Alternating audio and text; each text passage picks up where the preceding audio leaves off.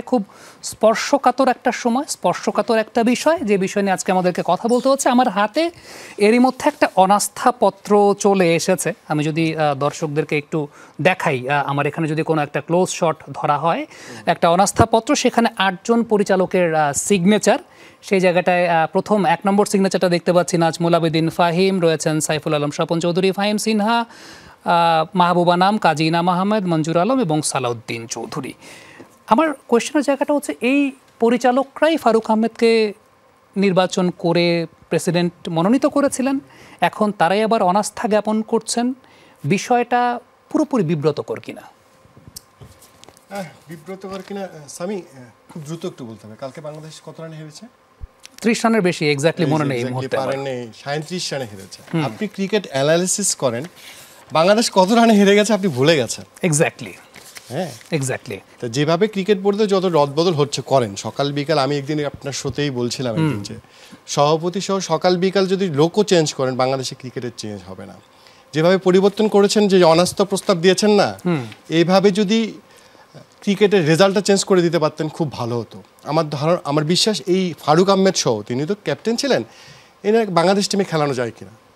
আপনি তো cricket analysis করেন, এই 10 পরিচালক, এবং আমি জানি এখানে অনেক ব্রিলিয়ান্ট লোক আছে, তুখোর লোকজন আছে, যে তাদেরকে নেওয়া যায় কিনা। আমি খুব খুশি হতাম এই জায়গাটিতে বাংলাদেশ টিমের যে ব্যর্থতা, সামগ্রিক ব্যর্থতা, এই 9 মাসও বলবো সে ব্যর্থ। এবং এই যে পরিচালকরা সিগনেচার করেছেন তার 7 জনই হচ্ছে গত 10-12 বছর ধরে পরিচালক, বা 5-6 বছর ধরে। এই যে বাংলাদেশ টিম ওয়ানডেতে 10 নম্বর র্যাঙ্কিং, টেস্টে হেরেছেন জিম্বাবুয়ের সঙ্গে, আর T20 হেরেছেন সংযুক্ত আরব আমিরাতের সাথে। এই ব্যর্থতা সামনে রেখে ধরে নিয়ে তারা যদি আজকে পদত্যাগ করতেন, 10 জন সভাপতির সহ, তাহলে হতো। লজ্জা থাকা উচিত তাদের। লজ্জা থাকলে তারা আসলে সবাই পদত্যাগ করতেন। বাংলাদেশের ক্রিকেট যে জায়গায় চলে গেছে, কয়েকদিন পর কেউ দেখবে না, কেউ জানেও না, আপনিও রেজাল্ট জানেন না, আমার ধারণা কোনো পরিচালক ক্রিকেট বোর্ডের রেজাল্ট জানে কিনা সন্দেহ আছে। তারা আজকে এই অনাস্থা প্রস্তাবে একটা লেখা আছে, হাতুরু সিংকে তারা বহিষ্কার করেছে, তারা জানেন না, এরকম একটা কথা লিখে রেখেছেন।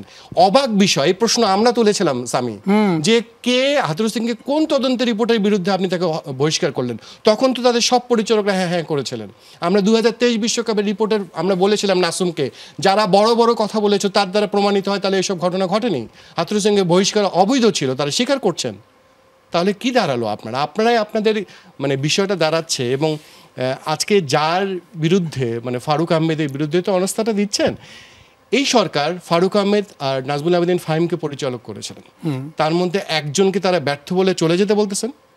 ঠিক আছে, তার মানে আগের যারা, মানে নাজমুল হাসান পাপনের যে কমিটির 8 পরিচালক ছিলেন, তারা সব থেকে সৎ ব্যক্তি, প্রমাণিত, কোনো সমস্যা নেই। এই চিঠিতে তারা আবার একটা কথা লিখেছে, ফ্যাসিস্ট সরকারের কর্মকর্তাদেরকে রেখে দিয়েছেন ফারুক আহমেদ, ওকে রাখতে পারেন, খুবই খারাপ কাজ করেছেন। তাহলে তারা ফ্যাসিস্ট সরকারের পরিচালক না তারা?